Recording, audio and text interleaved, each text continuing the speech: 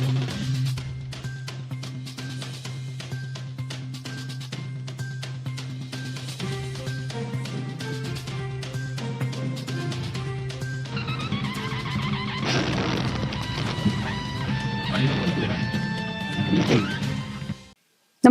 आपण पाहता हिरकणी न्यूज.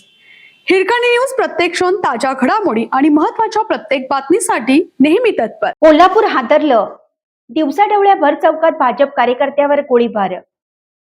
कोल्हापुरात थरारक गोळीबार पाहायला मिळाला. नाना पाटील चौकात भाजप कार्यकर्त्यावर भर दिवसा गोळ्या झाडण्यात आल्या. शहरात तणावाचं वातावरण असून कोल्हापूर शहर गुरुवारी एका थरारक आणि अत्यंत गंभीर गोळीबाराच्या घटनेने हादरून गेलं आहे. शहरातील फुलेवाडी रिंग रोडवर नाना पाटील चौकाजवळ दुपारी 4 वाजण्याच्या सुमारास ही घटना घडली. भाजप कार्यकर्ता आणि पोलिसांच्या रेकॉर्डवरील सराईत गुन्हेगार सूरज हनुमंत साखरे यांच्यावर अज्ञातांनी भर दिवसा गोळीबार केला. या प्राणघातक हल्ल्यात साखरे गंभीर जखमी झाला असून त्याला तातडीने एका खासगी रुग्णालयात दाखल करण्यात आले आहे. या घटनेमुळे संपूर्ण शहरात आणि फुलेवाडी रिंग रोड परिसरात प्रचंड तणावाचं वातावरण निर्माण झाले आहे. भर चौकात 3 राऊंड फायर, हल्लेखोर पसार.